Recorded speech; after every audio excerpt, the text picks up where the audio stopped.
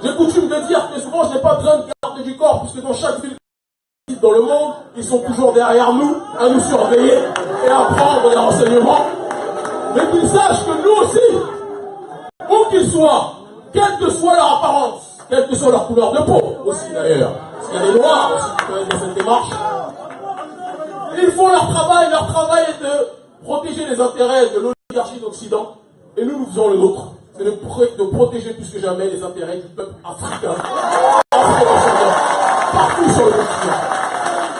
Ils sont des agents du gouvernement occidental et des gouvernements occidentaux. Nous sommes des agents des ancêtres, ne l'oubliez jamais.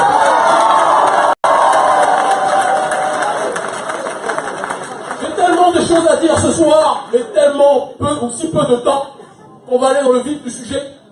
On a été beaucoup dans la théorie la plus profonde, avec des exposés, des réflexions, plein d'amour, plein d'énergie, plein de réalisme, plein de pragmatisme. Là, on va aller maintenant dans la démarche des balles réelles, en parlant du seul langage, malheureusement, que les adversaires du continent africain comprennent. En l'occurrence, le langage du boycott.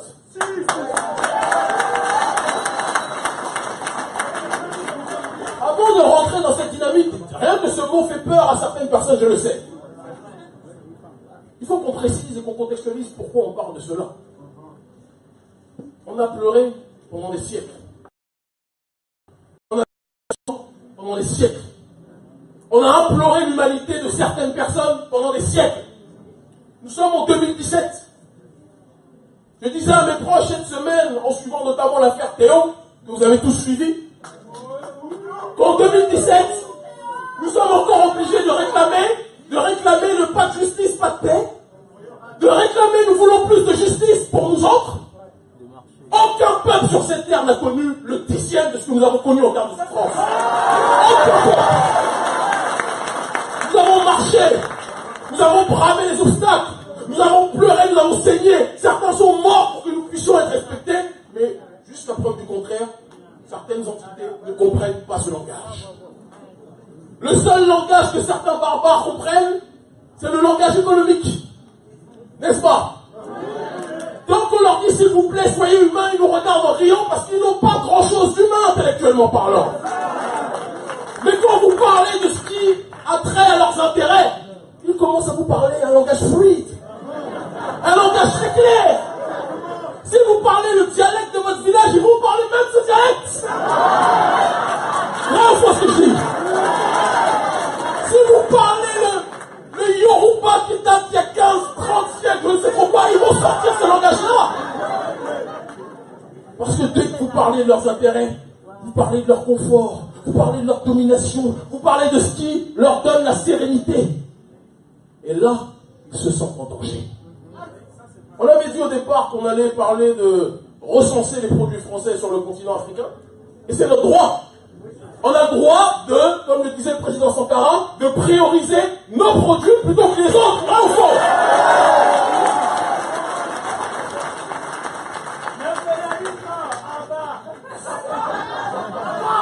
C'est ce que Sankara disait. Et il avait raison. Ils ont tué Sankara parce qu'il a osé le faire, mais parce que malheureusement, même si tout le monde aime Sankara aujourd'hui, de son vivant, beaucoup trop avaient peur, aussi bien en haut que parmi le peuple, on ne le dit pas assez, de le suivre. Dans la dernière période de vie de Sankara, Sankara disait qu'il se sent seul. Il a l'impression d'être incompris par son peuple et qu'il doit pédaler. Nous répondons aujourd'hui, papa, tu es en haut, mais nous sommes là et nous allons suivre ton exemple.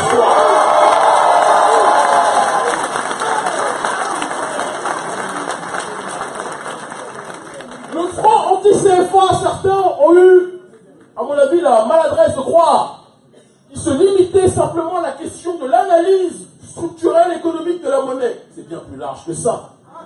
Front anti-CFA, c'est l'acronyme CFA de Front, donc anti-colonialisme français en Afrique. C'est ça la démarche du Front anti-CFA. Il faut qu'on le comprenne. Et quand on parle d'anticolonialisme français en Afrique, on peut même étendre d'anticolonialisme de manière tout court présent sur le continent africain. Et tout ce qui a trait au colonialisme, dont le franc CFA est l'arbre qui cache la gigantesque forêt de ce néocolonialisme-là, nous avons comme responsabilité, nous tous ici du peuple, parce que je n'aime pas trop moi les débats technocratiques.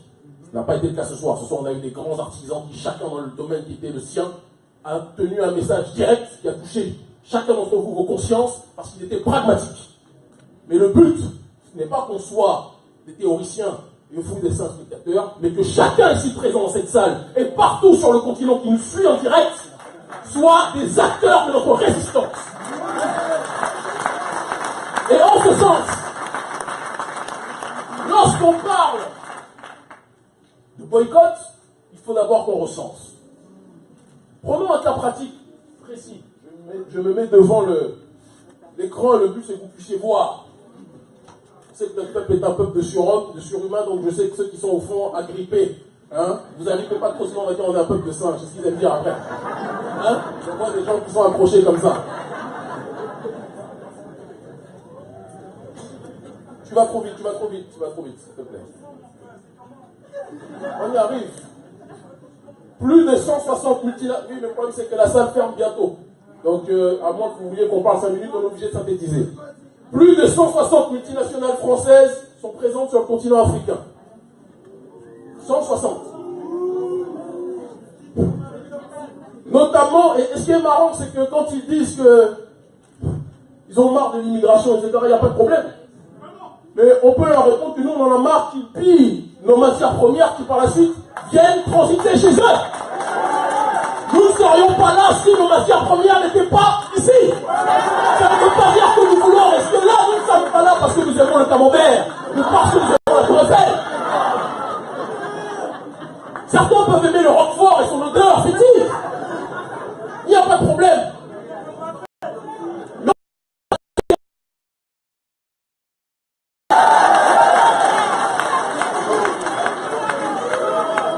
Et c'est possible de le faire d'ailleurs avec nos propres aliments. Et c'est pour ça qu'on va parler de certains aliments, de certaines structures et entreprises. Donc c'est un dossier qui a été rédigé par le docteur Stéphania Bionda et la sœur étudiante en sciences politiques Père Yassin. Je vous demande de les applaudir aussi s'il vous plaît. Lorsque l'on analyse, on apprend que plus de 900 000 enfants sont exploités dans le cacao ivoirien pour les sociétés Semois, Nestlé. Vous savez le chocolat pourri là, que vous mangez avec quelques tablettes. 900 000 enfants qui travaillent de 80 à 100 heures par semaine pour 20 centimes par jour. Certains disaient, mais le boycott Kémy ne peut être fait que sur le continent africain. C'est faux. Ceux qui sont ici, nous autres, nous entretenons la domination de ces gens tant que nous priorisons dans notre consommation leurs produits plutôt que les nôtres. Quand vous passez où vous soyez dans le monde, ceux qui nous regardent aujourd'hui à Cotonou, ceux qui nous regardent aujourd'hui à New York, ceux qui nous regardent actuellement ici à Paris, quand vous voyez Nestlé, c'est moi, vous n'êtes pas obligé, vous n'êtes plus obligé de prendre. S'il faut se priver de chocolat, on se prive. Et si on doit chercher d'autres alternatives, et il y en a. Et plus de mon chéri. Ah, mon chéri, toi tu es fâché avec mon chéri, mon frère. Il n'y a pas de problème. Plus de mon chéri non plus. Plus de Ferrero Rocher, monsieur l'ambassadeur. Certains nous disent, mais Kémy, tu nous dis de boycotter le bon Nestlé. Et si on boycotte le bon Nestlé, ces belles tablettes de chocolat, qu'est-ce que tu nous proposes en retour? Nous leur répondons que le chocolat sud-africain existe. Tiger Brands avec Choco Cam. Société ivoirienne de traitement d'anacarde existe aussi. Bon, ça c'est quelque chose qui est évoqué, mais il faut voir qui est derrière. C'est pour ça qu'on a une distance critique dessus. Parce que quand je vois certains noms, évidemment, dans le dossier, on se doute que ce ne sont pas des gens du terroir africain.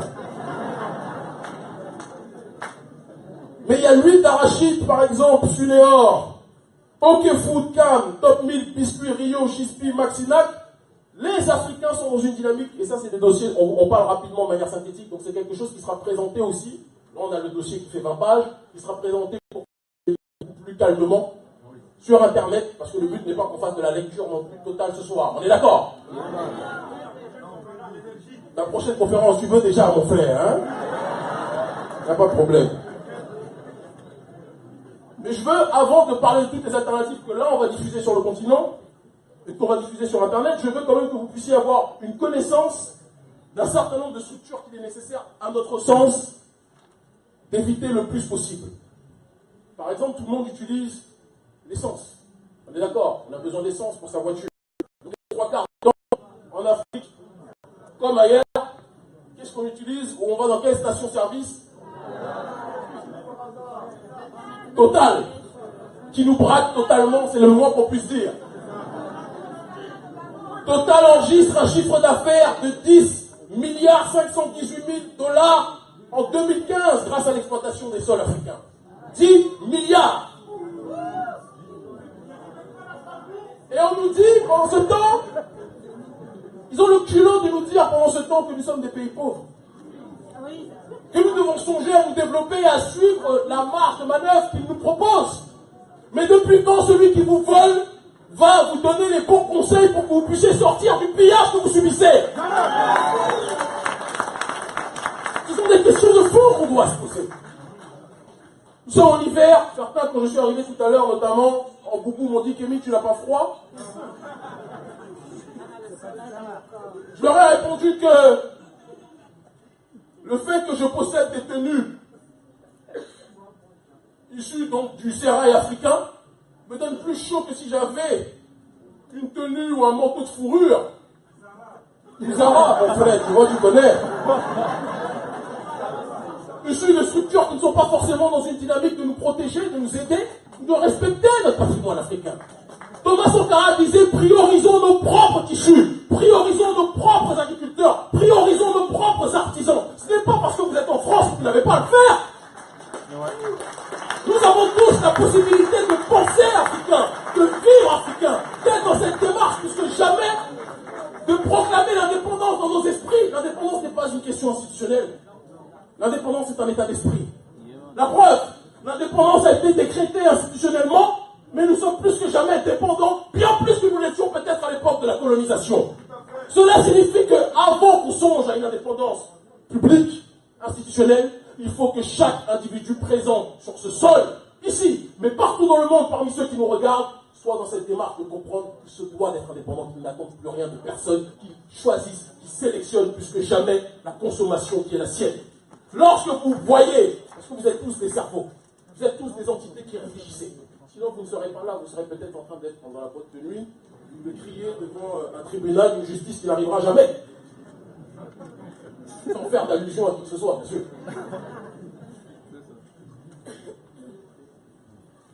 Je prends les feuilles dans le désordre, mais parce que comme on est pressé, je suis obligé malheureusement de synthétiser.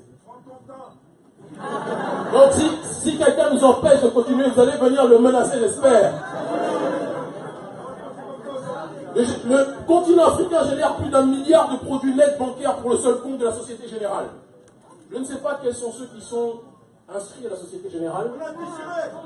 Mais ceux qui y sont encore devraient songer plus que jamais à faire des recherches sur ces banques, leur rapport au continent africain, et voir quelles sont celles, parce qu'il y en a qui existent et qui sont présents sur notre sol, auprès desquelles vous pourriez vous inscrire, même si je pense que sur le long terme, la logique des banques, c'est quelque chose qu'on devra aussi éviter.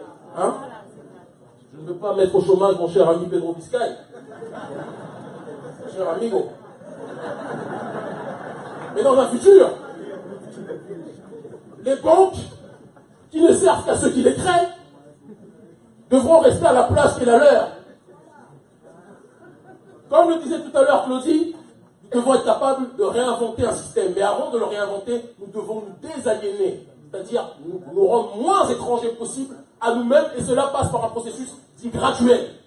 Dans ce processus graduel, dans les habits d'esclaves que le colon ou le maître esclavagiste moderne nous a donné, nous devons déjà être capables d'analyser chaque strate de ce qui nous a affublés, qui nous rend soumis à ce dernier. Pourquoi le peuple africain, parmi tous les peuples qui ont été colonisés dans le monde, est le peuple aujourd'hui encore le moins respecté? Vous êtes-vous déjà posé cette question? Parce que plus que quiconque dans ce monde, nous avons ingurgité, nous avons inséré dans notre mode de vie les valeurs de celui qui était censé nous tuer, de celui qui était censé nous assujettir, de celui qui était censé nous endormir. Nous nous revendiquons de ces valeurs. Aujourd'hui, combien d'Africains, et c'est pour ça que je suis très content de cette question du front anti-CFA que nous avons institué, combien d'Africains sont tombés dans un capitalisme béat? Faut du pif, faut du khalis. La plupart de ceux qui disent ça sont souvent au RSA. Mais C'est vrai. C'est pour ça qu'ils existent. Ils insistent sur il faut du bif. Ils pensent que c'est l'argent qui est le nerf de la guerre. Mais si vous ne maîtrisez pas justement cette question, l'argent devient la guerre des nerfs. Si vous êtes dans cette démarche justement de centraliser cette question et d'en faire la question qui a abouti à notre libération, vous n'avez pas compris le sens des priorités. Avant que l'argent, leur argent existe, nos richesses existaient déjà. Nos matières premières étaient présentes à une époque où il n'était pas encore en projet sur cette terre. Est-ce vrai ou faux ce qu'on dit? L'or était plus vieux qu'eux, le diamant, le cobalt était plus vieux qu'eux, mais avant toute chose, l'Africain, première richesse et ressources humaines sur ce sol, est bien plus ancien que toutes ces matières fétiches et même fécales, j'ai envie de dire, modernes, qu'ils nous imposent. Parmi lesquelles, à partir du moment où on s'y soumet, elles nous transforment en dernier de la classe, alors qu'à la base, ces billets n'existent que parce qu'il y a nos matières premières qui sont en train d'exporter, de piller, et c'est sur ce terrain-là qu'on doit plus que jamais être riche. Chacun d'entre vous ne doit pas attendre d'être sur le continent africain pour commencer à agir sur ce terrain du boycott. Certains me disent, Kémy, justement en France, comment tu veux qu'on boycotte des produits français? La question n'est pas de boycotter. Même le terme boycott est un grand mot. La question est de recenser ces produits. Et une fois qu'ils sont recensés, chercher tous ces produits qui sont alternatifs, qui ne sont pas issus du sérail occidental et qui peuvent servir au continent africain. Prioriser, voir déjà si, à l'intérieur du continent, nous n'avons pas ces productions. Dès ce soir, on va essayer de mettre ça avec l'équipe dès ce soir sur notre page officielle. Vous pourrez voir ces listes-là, choisir ce qui vous convient le mieux. Certains, quand on parle de Total, ils oublient qu'il y avait la compagnie de celui qu'ils ont assassiné, qu'ils ont sodomisé, Kadhafi, Oil Libya. Il y en a d'autres comme ça. Tu peux mettre, s'il te plaît, la fiche. Ça, c'est des amis. Je ne vais pas faire comme le professeur Agbo en disant vite, vite, vite, mais s'il te plaît, un petit peu plus vite. Voilà. Toutes ces compagnies pétrolières-là sont africaines. Maintenant, comme je suis quelqu'un qui aime douter de tout, je vous encourage, lorsque vous ferez des recherches sur chacune de ces compagnies, à veiller à vérifier à ce que la France n'ait pas 5%, 10%, etc., sans quoi cette liste sera caduque. Quand je vois Engen au Gabon, je ne sais pas pourquoi, mais mon flair et mon nez épaté me disent que ce ne sont pas des Gabonais qui gèrent ça à 100%.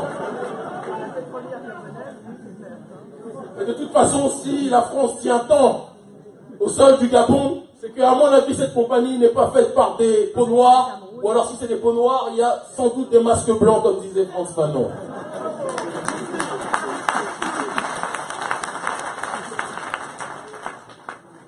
Nous ne sommes pas stupides. Nous savons pertinemment que nous ne pouvons pas quitter un système et définitivement, rapidement, avec la plus grande des célérités, en obtenir un autre.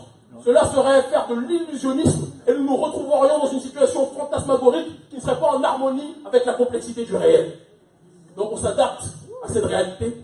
On sait qu'on doit y aller étape par étape. On sait qu'on rêve tous de brûler, par exemple, enfin tous, je ne sais pas. Mais qu'on rêve pour la majorité d'entre nous de brûler les billets du CFA. Mais en attendant, n'oublions pas que toutes ces structures, tous ces billets, quoi qu'on en dise, sont présents sur ce sol, et tant que nous n'avons pas une démarche d'indépendance réelle des alternatives 100% authentiques, nous sommes obligés d'y aller step by step. Si on peut partir et quitter par exemple Total pour aller vers une compagnie pétrolière qui est tenue à 50% ou 60% par des Africains, eh bien ça sera toujours mieux que le ridicule pourcentage qu'on a avec Total. On est d'accord dessus ou pas? C'est dans cette démarche que nous nous situons. 12%. Vous voyez. Donc entre 12% et par exemple Oil Libya où on était complètement majoritaire, maintenant depuis la destruction de la Libye, le pourcentage a dû diminuer, c'est évident. C'était peut-être l'objectif entre autres d'ailleurs. Mais toujours est-il qu'on doit toujours être dans cette démarche de prioriser, boycotter d'abord ce que l'on sait être français et valoriser ce qu'on sait ou ce qu'on ressent, ne serait-ce que même sous une infime particule, ce que l'on ressent comme étant africain. Ça, la conférence, une fois qu'elle sera terminée, on mettra le dossier, chacun aura le loisir de pouvoir choisir, voir ce qu'il peut faire. Vous qui êtes en France, c'est sûr que vous n'avez pas beaucoup de choix. Vas-y, vas-y, vas-y. Merci. Donc si tu dis ça, mon frère, j'espère que tu seras en Vélib d'ici lundi. Est-ce que tu peux mettre les compagnies d'avion? Est-ce que vous l'avez?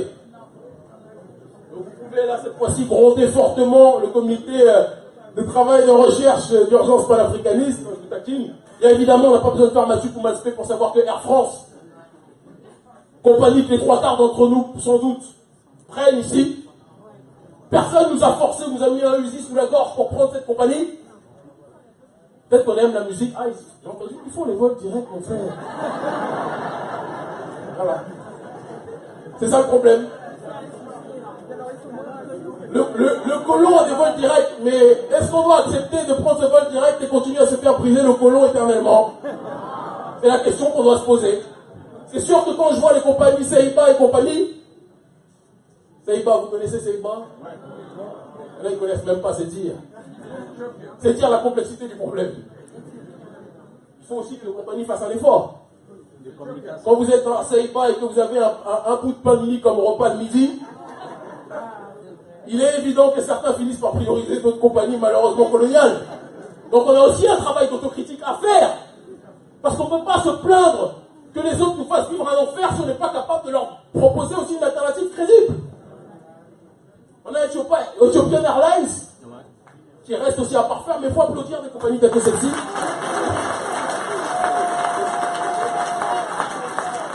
Quels que soient les voyages que vous faites, à part pour ceux qui évidemment préfèrent aller à Acapulco ou à Miami, parce que c'est aussi un travers parfois de notre diaspora. C'est qu'au lieu souvent de vouloir aller sur le continent, au village ou autre, on veut faire les Ducs Air ou les B2O à Miami, dans des endroits où on n'a pas forcément de réalité là-bas. Voilà. Tu as dit quoi? Ah, c'est ça, c'est ça. C'est ça, Kinshasa. Moi, je vous demande en tout cas, les frères et les sœurs, plus que jamais, dans votre quotidien, de changer drastiquement. Non pas dans les paroles, mais dans nos pratiques. Dans ce qu'on priorise. Ici en France, en Europe, mais aussi, plus que jamais, surtout, en Afrique. L'Africain, contrairement à ce qu'on pense, lui, est colonisé, c'est vrai. Mais le premier rempart à ce colonialisme-là, monétaire, économique et de manière générale, c'est le village. Souvent, en Occident, lorsque l'on parle du village, on dit toi tu es un villageois avec une connotation péjorative. Mais les villageois, c'est pas du Danone qu'ils mangent.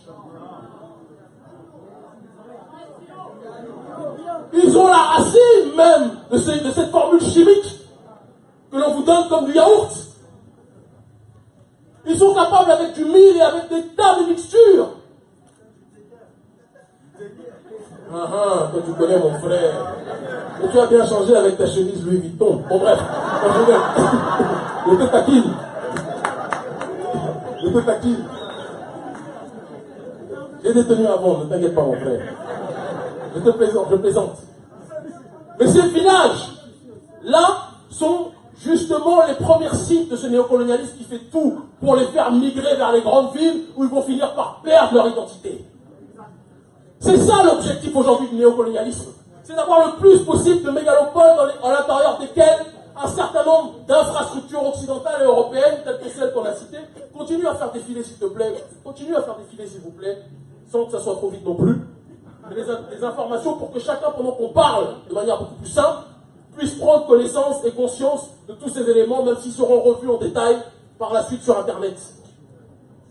Dans toutes ces démarches, dans toutes ces contrées, qui sont les premières visées par ce néocolonialisme-là, n'oubliez jamais une chose, les premiers vecteurs de ce néocolonialisme sont nous autres de la diaspora.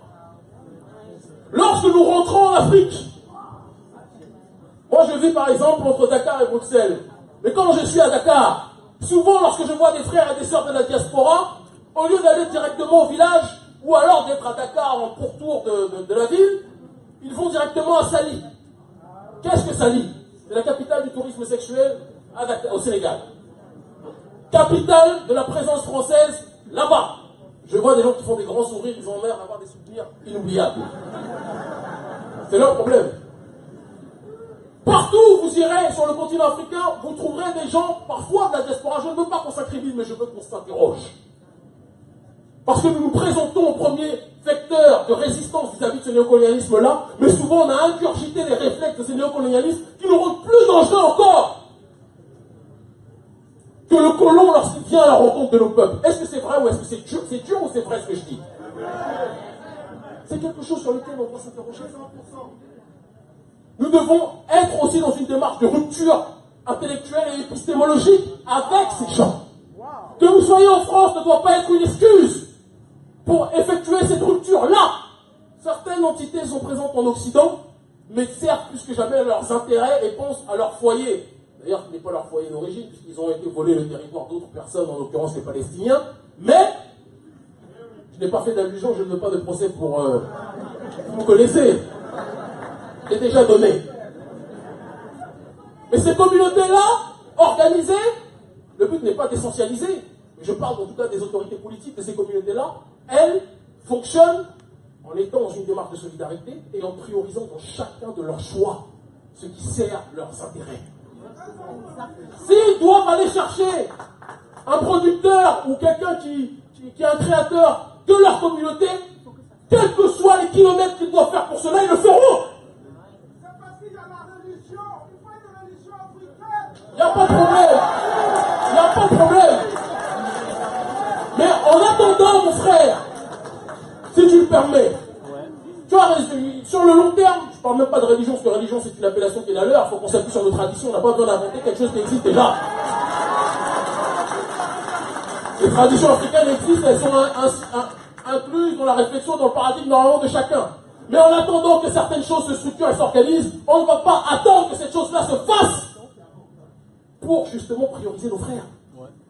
Quand nos frères ouvrent des restaurants sur le continent ou dans la diaspora, et c'est marrant parce que cet exemple, je le vois que je sois sur la terre-mer ou en Occident, est toujours le même. Un Africain va ouvrir un restaurant, son propre frère va venir et va le regarder en disant là, il manque ça, un problème d'hygiène, mon frère, non, ça me dérange. Et c'est ce même Africain que vous allez voir dans la seconde d'après chez le Libanais.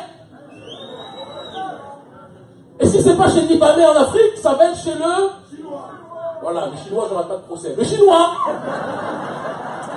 hein, il est prêt à manger des nems qui ne sont pas forcément, d'ailleurs, on ne sait pas si c'est du chien ou si c'est autre chose, mais que de manger à checker ou donner chez son frère ou chez sa soeur parce qu'il se dit pourquoi lui a une idée et pas nous. Ça doit changer.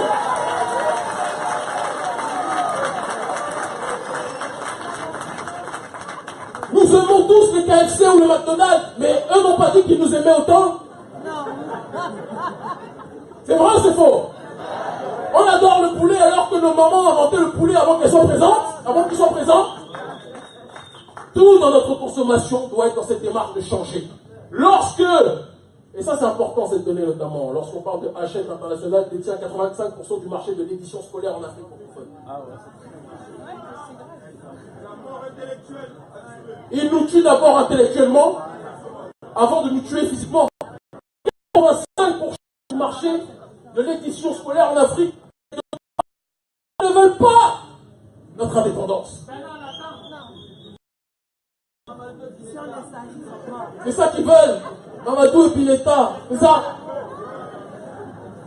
Ils ne veulent pas nous parler des grands et glorieux rois africains ou reines africaines. Il n'y a pas de problème. C'est notre responsabilité. Aujourd'hui, il y a des entrepreneurs de part et d'autre dans cette salle, partout dans le monde, partout à cette table. Nous avons la possibilité, et il y a des éditeurs. Notre problème, c'est que nous ne favorisons pas suffisamment ces derniers. Il faut qu'on arrête de chercher trop loin les causes de notre déclin. La première cause de notre déclin, c'est la jalousie et le manque de solidarité entre nous. Il n'y a pas besoin de faire match ou de faire match pour cela. Tant que ce poison qui nous a été plus que jamais incinéré ou inséré, excusez-moi, mais c'est aussi l'incinération quelque part.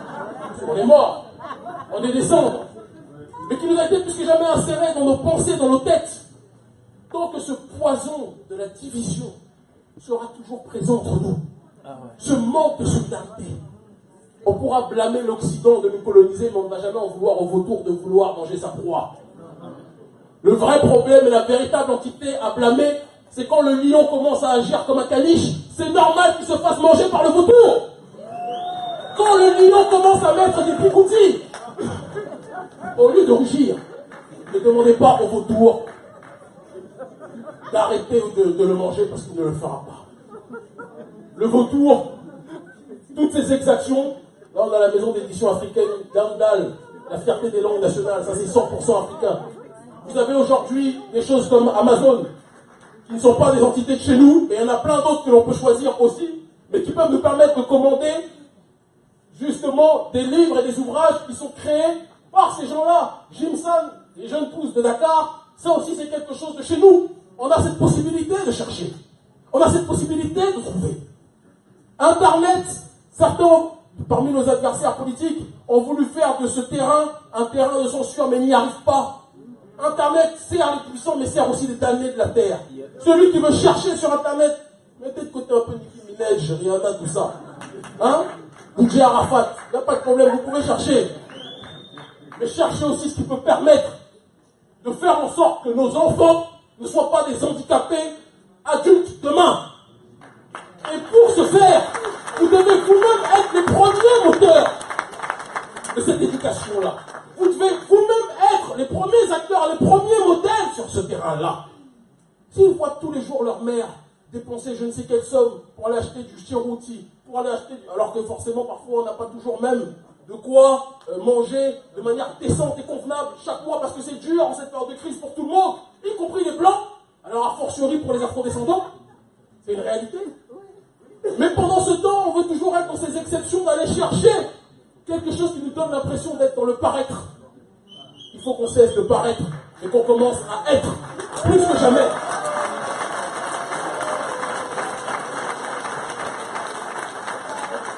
Certains nous disaient que le communautarisme social ne marche pas, le communautarisme noir en France ne marchera pas. Et je vais leur répondre. Tant que nous nous incarcérerons dans la vision franco-française, le communautarisme noir, c'est vrai, ne marchera pas. Déjà, c'est vrai. Mais c'est une réalité, Mais juste pour prolonger.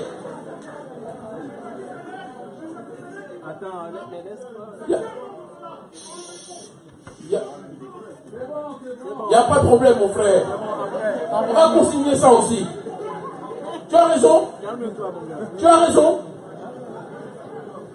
Mais pour revenir sur cette question du communautarisme économique, le communautarisme n'existera pas tant que la communauté noire en France ou en Belgique ou ailleurs pensera que sa communauté de destin finira toujours par s'installer en France. Nous ne devons pas nous voir à travers le seul prisme de la France. Nous sommes des Africains présents en France, c'est différent. Nous ne sommes pas des Afro-Français qui ne veulent rien dire. Il faut que l'Africain en Europe arrête de copier l'Américain.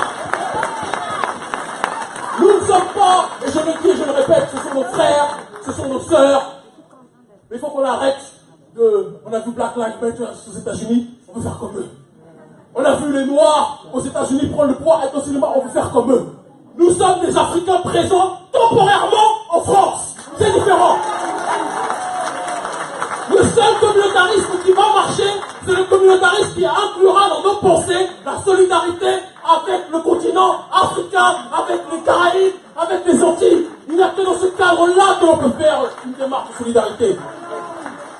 Mais tant qu'on est dans un état d'esprit de se dire, nous on est des Afro-Français, nous on est des Noirs Français, Noirs Français de quoi? Quand le policier que j'ai vu il y a quelques jours à la télé dire Pompoula c'est un peu convenable, j'ai ri.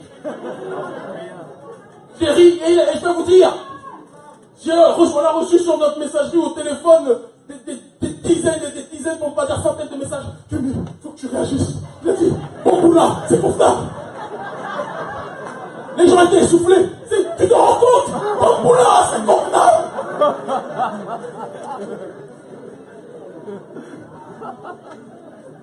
Le regard de l'autre est si important que ça nous donne des insomnies maintenant la nuit.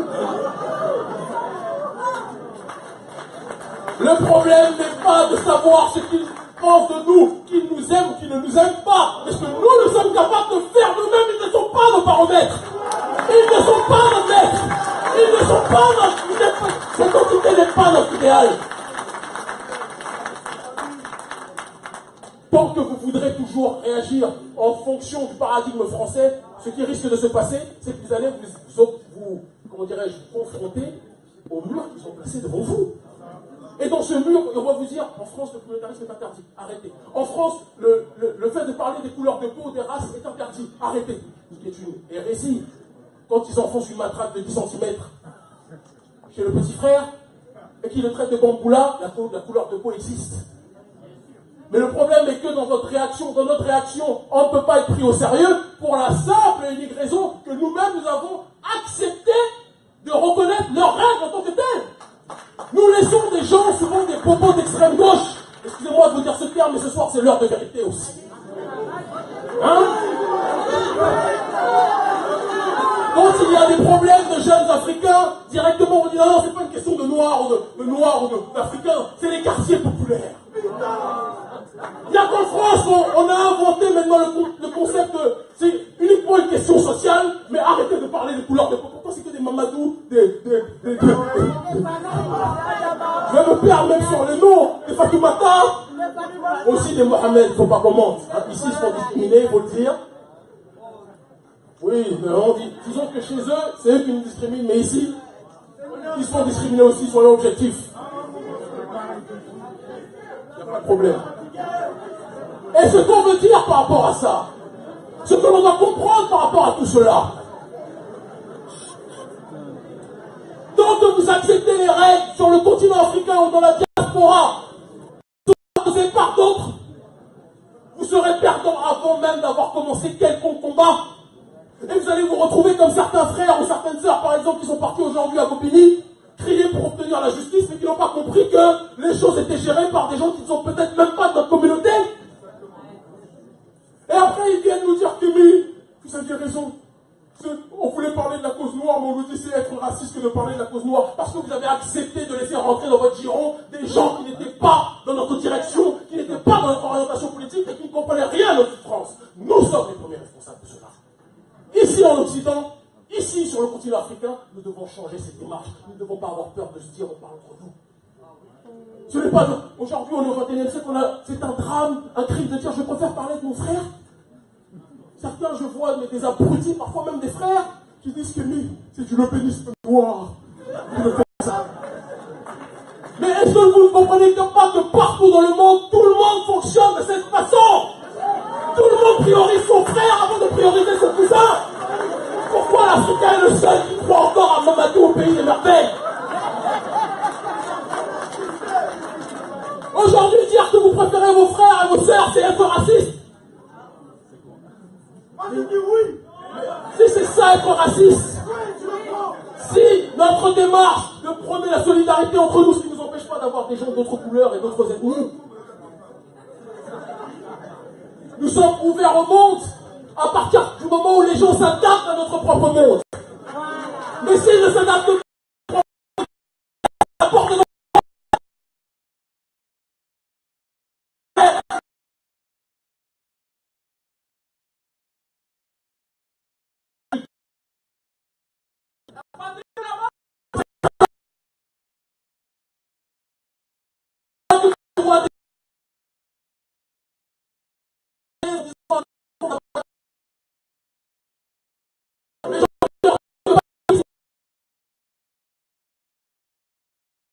frère.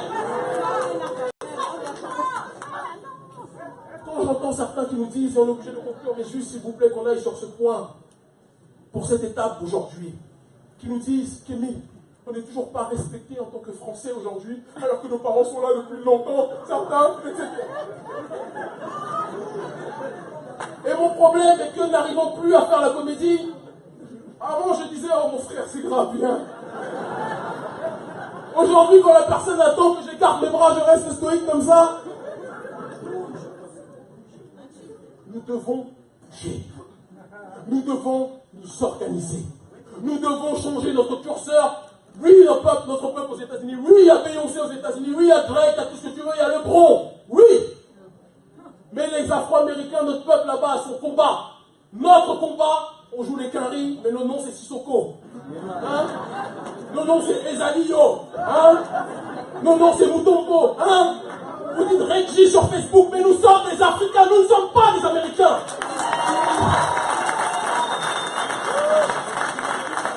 Et nous serons respectés dans le monde, non pas lorsque nous aurons fini avec nos manifestations en disant pas de justice, pas de paix. Non.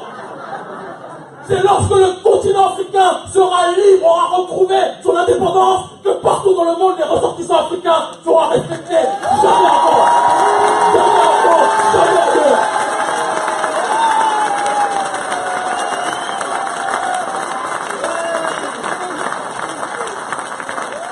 Vous ne pouvez pas être considérés comme des pierres précieuses si votre maison est une porcherie. On est considéré comme une pierre précieuse que si notre maison est vue comme une bijouterie. Je ne le respecte pas pour bon nombre de raisons. L'oligarchie qatari, le peuple je ne le connais pas, même si je sais que les Noirs ne sont pas forcément bien traités là-bas, c'est un euphémisme. Mais il y a une chose qui est certaine, comparer le sort des Qataris au sort des Maghrébins en France. Comparer le sort des Qataris au sort des Africains dans le monde. Oui, il faut élargir la sphère. Analyser la manière dont eux sont traités, parce que dans ce rapport de force, à partir du moment où ce foyer, qui n'est pas un modèle pour nous, moi je ne veux pas que l'Afrique ressemble au Qatar, qu'on soit très clair. On n'a pas besoin d'acheter le PSG et compagnie, non. De financer Daesh, non. Financer l'urgence panafricaniste, oui. Mais, une chose est certaine, la manière dont ils sont traités doit être un symbole et un rappel pour nous tous, tout comme les Chinois, dont tout le monde se moquait au début des années 80. Hein? Regarde-moi ce Shintok là, avec ses yeux. Aujourd'hui, quand vous allez au restaurant chinois, blanc, noir, violet, quelle que soit la couleur que vous avez, tout le monde respecte les Chinois. Tout le monde craint les Chinois. Ils ne parlent pas, ils ne font pas trop de manifestations, sauf ceux qui traînent ici en France. Voilà. D'accord. Il n'y a pas de problème, mon frère. On est ensemble. Nous devons, et s'il vous plaît, juste pour synthétiser, dans l'étape qui est présente aujourd'hui, ce 11 février, à la fin de cette journée, chacun doit retenir une chose. Vous avez tous levé la main, ceux qui n'ont pas Internet dans cette salle. Voilà, je préfère commencer par là, comme ça vous n'allez pas vous fatiguer. Quand tu n'as pas Internet, mais tu es présent quand même. Il n'y a pas de problème, mon frère. Il n'y a pas de problème. Il n'y a pas de souci, mon frère. Applaudissez le frère, il veut l'énergie. Si vous avez tous Internet, si vous avez tous Google, si vous avez tous la possibilité de taper par vous-même, parce que là aussi, il faut qu'on arrête avec cette habitude que l'on vous donne de, oui, vous devez arrêter.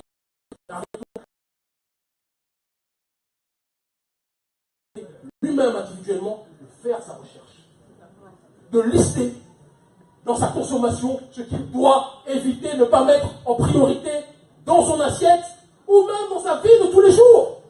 Nous avons tous cette possibilité-là. Si je regarde et j'analyse chacun d'entre vous, chacun d'entre nous sans faire de jugement de valeur, on a tous, je vois certains frères qui commencent à baisser la tête direct, je ne vais pas encore parler. On a tous aujourd'hui des résidus, et même moi qui parle, j'ai ma tenue africaine, mais mes chaussures, ce ne sont pas des chaussures béninoises. Pas encore. Certains là sont en mode beau gosse, tu as vu, Zara. Mais on est ici. Nous devons commencer à prioriser partout dans le monde, parce que même la notion boycott a une connotation négative, mais les productions africaines, elles existent. Les productions africaines, et quand les productions africaines n'existent pas encore, cherchez parmi les pays du Sud. Sauf la Chine pour l'instant, attendons un peu. Parce que la Chine se sert trop chez nous aussi, on en parlera. Hein? La Chine, pour l'instant, on va laisser de côté. Mais l'ensemble des pays du Sud qui produisent, si les Africains n'ont pas encore cette démarche d'avoir des alternatives à ces produits français, allons chercher vers chez eux, et ça, c'est du ressort de tout le monde. Nous avons tous cette capacité à choisir. Et ce n'est pas circonscrit à la réalité africaine. Dans la diaspora, vous avez un plus grand rôle encore. Et si on doit se priver de certaines choses qui nous font du bien au ventre, mais qui font du mal à nos enfants qui travaillent comme des esclaves là-bas pour que vous puissiez manger ces choses-là ici, il ne faut pas avoir peur de s'en priver. Mais c'est ça le régime, c'est ça Basic Fit, c'est ça. C'est commencer plus que jamais, parce que là aussi on est dans une société de surconsommation. On a tout ce qu'on veut manger, même avec un petit budget, on peut manger tout et n'importe quoi. Mais ces choses-là enrichissent ces multinationales-là, mais c'est par ces multinationales-là que l'esclavage moderne se traduit et se matérialise sur le continent africain. Et on ne peut pas accepter que nous soyons larges, épais, forts, en forme, pendant que les nôtres sont rachitiques sur le continent, qui est pourtant le territoire où les plus grandes richesses naturelles sont présentes dans ce monde. Nous devons cesser d'être complices. Et cette cessation de complicité commence, je vous le dis et je vous le répète, par penser africain le matin, le midi et le soir, et cesser d'avoir quelconque illusion vis-à-vis d'une acceptation auprès de la France qui n'arrivera jamais. Le noir, donc vous pouvez dans quelconque pays que vous voulez. Vous pouvez parler toutes les langues. Je connais des frères qui parlent 17 langues, qui disent, mon frère, moi, je connais le monde, mais le monde ne te reconnaît pas. Et le monde ne te reconnaîtra jamais, papa, tant que l'Afrique elle-même, tu ne seras pas capable de la reconnaître pour ce qu'elle est. Priorisons ce qui est le plus déterminant pour nous. Lançons plus que jamais. Et donc, dès demain, sur Internet, je vous demanderai sur notre page, lorsque ça sera présent, que tout le monde diffuse le plus possible les produits africains. Refais encore un tour, s'il vous plaît, de ces produits-là. Et on terminera par là. Là, ce sont les banques africaines. Et ce sont des banques qui, même si... on revient là-dessus, c'est très important. C'est pas... Oui, attention, je n'ai pas dit qu'elles le sont toutes. Qu'on soit très clair. Mais par exemple, quand vous voyez aujourd'hui la UBA au Nigeria, elle est majoritairement tenue par des Africains. Certes, il faut qu'on soit très clair dans cette réalité-là aussi. Aucune de ces banques ne sont 100% africaines. Il faudra qu'on arrête cette fantasmagorie. Mais vous serez toujours plus dans une démarche africaine, dans un paradigme africain, avec la plupart de ces banques, que vous le serez en étant la Société Générale. Et vous pouvez être, en étant en France, relié à ces banques si vous le souhaitez. Qui a dit on a des enfants ici? Mais justement, et si vous avez des enfants? Exactement, c'est ça. Bon, on a pris la sœur parce qu'elle a dit on a on nous met la pression pour terminer, mais je conclurai cette journée aux quatre coins du globe par cette phrase qui n'est pas la mienne, qui est celle d'ailleurs qui sont morts pour que nous puissions être debout aujourd'hui. Aucun peuple sur cette terre ne sera respecté tant que lui-même ne reconnaîtra pas sa terre. Notre terre n'est pas la France. Notre terre va aller plus loin. Ce n'est pas non plus les frontières artificielles de la conférence de Berlin. Je ne cherche pas à savoir qui est Camerounais, même si pendant la Coupe d'Afrique, ils veulent qu'on se rappelle qu'ils sont différents. Je ne cherche pas à savoir, n'est-ce pas Eric? Je ne cherche pas à savoir qui est Congolais, qui est Béninois, parce que toutes ces frontières nous auront été imposées à la conférence de Berlin en 84-85. Nous sommes le peuple premier et nous serons le peuple dernier. Et il est temps que nous retrouvions la mémoire